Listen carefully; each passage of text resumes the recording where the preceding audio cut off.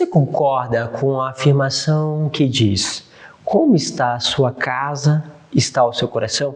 Vamos falar um pouquinho sobre isso na palavra de hoje.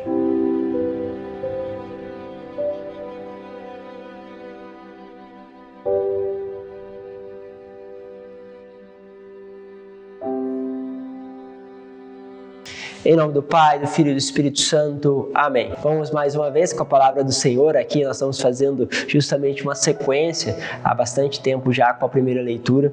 E eu quero pregar justamente esta primeira carta de São Paulo a Timóteo, capítulo 3, do versículo de 1 a 13. Diz assim: caríssimo, eis uma palavra verdadeira.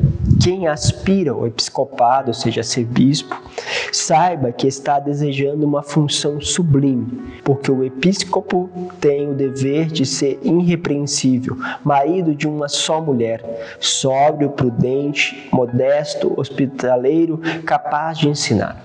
Eu quero colocar já inicialmente isso, porque nós temos que ter a compreensão que o celibato dentro da igreja é uma norma disciplinar. Ou seja, no começo da igreja não havia essa disciplina e ela foi imposta justamente para que nós possamos ter mais liberdade para a missão. Além disso que eu estou sendo, por favor, bem superficial, eu acho que o celibato tem muito mais do que essas 2, 3 frases que eu vou usar. Mas, para dizer o seguinte, na prática pastoral, nós conseguimos uma maior liberdade para essa missão, né? Por quê? Porque, em geral, a primeira coisa que nós devemos cuidar é da casa. Isso aqui vai ficar claro. Quando você tem uma família, você tem uma missão para com essa família. E não é justo que, ao cuidar de outros, a sua família fique desprovida. Assim, há uma liberdade no celibato.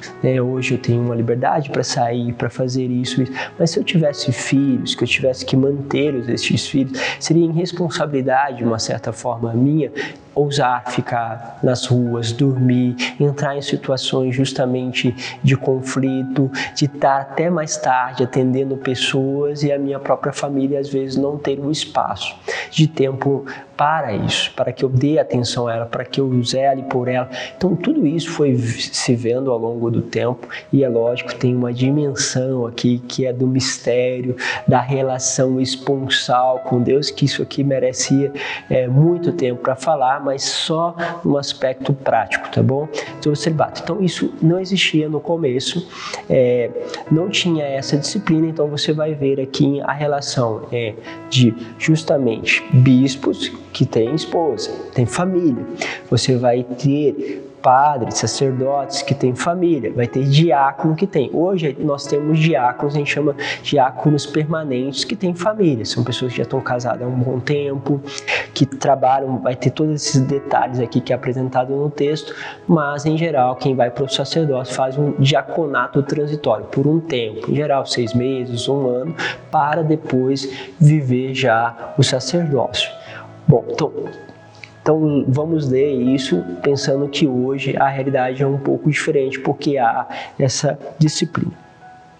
Bom, não deve ser dado a bebidas, nem violento, mas condescendente, pacífico, desinteressado, deve saber governar bem a sua casa, educar os filhos na obediência e castidade, pois quem não sabe governar a própria casa, como governará a igreja de Deus? Ele deixa isso aqui com uma pergunta, isso é uma pergunta. Ele vai falar assim, então, se a pessoa não sabe governar a sua própria casa, como vai governar justamente a casa de Deus? É uma pergunta, se você não é fiel nesta casa, nesta pequena igreja familiar, como você poderá então governar a igreja maior?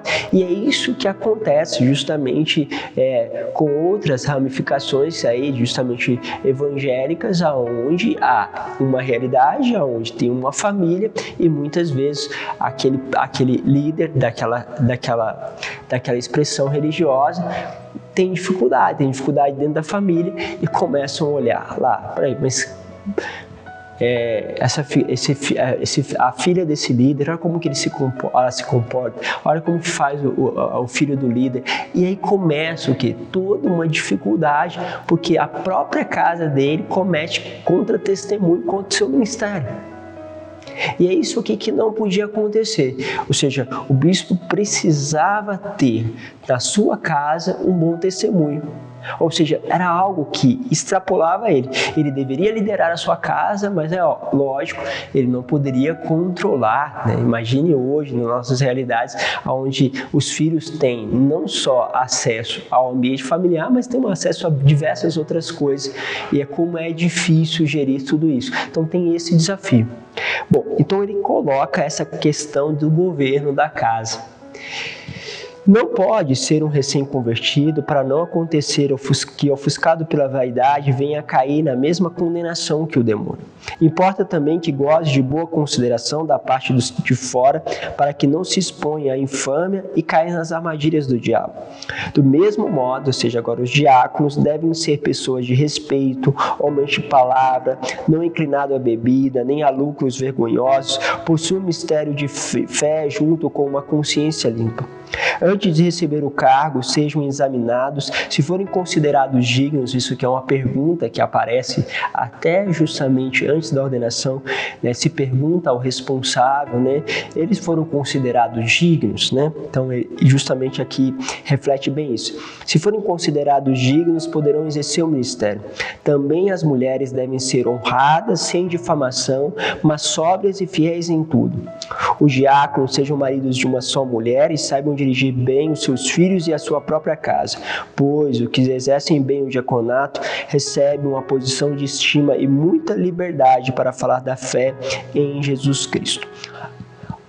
Ok? Então, entendam um pouquinho essa dinâmica. Então, olhando-se para a casa, justamente do diácono e do bispo, percebia se ele tinha capacidade para poder governar a igreja. Trazendo isso para nós, o que acontece?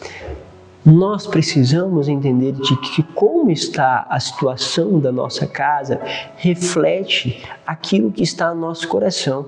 Sempre uso essa dimensão de quando eu vou em lugares justamente de condições precárias, eu vejo casas totalmente organizadas, vejo ordem, vejo beleza, e às vezes o barraco é de madeira.